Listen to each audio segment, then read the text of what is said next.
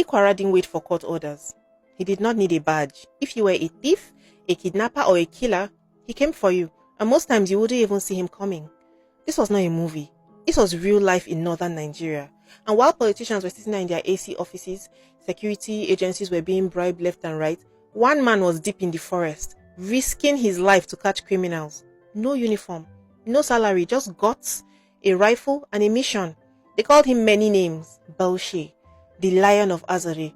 One of his former classmates even said that he was not fully human, that he was half human, half jinn. Because how else can you explain a man who could track bandits through the bush, sniff out hideouts, bring down armed gangs all over the north, sometimes before even the police knew what was happening? Ali Kwara was born in Azare in Bauchi State, and he started hunting from a young age. But he was not hunting animals, he was hunting humans, robbers, kidnappers, terrorists. And he didn't just chase small thieves, he went after the worst of the worst. One of the most famous stories was his battle with a notorious highway robber called Alain Barkeji. This was in the late 90s. That one was like a full action movie. Barkeji had been terrorizing people around Azare, robbing them at gunpoint. See, Ali chased him through the forest, across villages, finally caught him after a shootout. But the gist is, after Ali handed him over alive, the police claimed that Barkeji died trying to escape. And Ali was like, escape? With a broken leg and no weapon? This man didn't hold back. Even though he worked with the police, he didn't trust them blindly. And he used to say that unless security officers started fearing God and doing their jobs right, criminals would keep growing stronger. And he didn't just say it behind closed doors. He took it straight to the top. Ali Kwara reportedly spoke directly to President Yar'Adua and to Buhari, warning them that as long as security personnel were aiding and abetting criminals, Nigeria would never be safe. And he was right. Nigeria's security situation was and is still a mess. So a lot of communities just started calling Ali Kwara directly. State governors would even send for him when their own police have failed. When ransom money disappeared, when women were kidnapped, when entire towns were being terrorized, they would call him and he would go, no questions asked. In one case, Ali and his team, they recovered 43 rifles hidden inside Bora Forest. Another time, he helped arrest a ring of kidnappers in Ningi and he recovered ransom money and phones.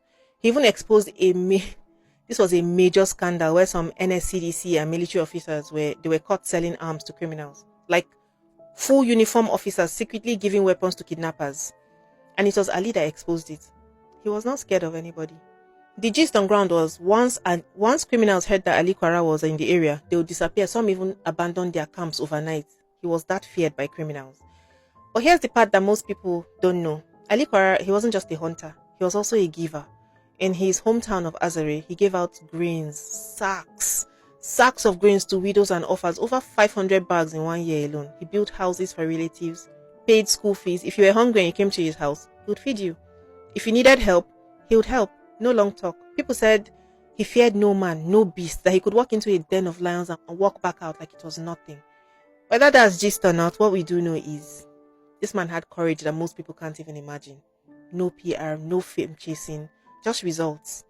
Later in life, his health started failing. He had heart problems and a spinal injury from a past accident, and it got worse with time. He died on November 6, 2020 in Abuja. They flew his body back to Azare in a presidential jet. His funeral shut the whole town down. The crowd was massive. Thousands of people, governors came, the emir came. People cried like they had lost a brother, not just a crime fighter. President Buhari sent a message. The Bauchi State Assembly, they called him a rare gem. But for the people who actually lived in those areas, those people who slept better at night because of him, no tribute could capture what Ali Kwara meant to them. And even though he's gone, the fight is not over. His younger brother, Ahmad Kwara, he has continued the fight. He's still going into forests, still chasing bandits. The criminals thought that Ali's death meant it was over. But the Kwaras are not done yet. Ali Kwara, the man who didn't wear a badge, still scared every criminal in northern Nigeria.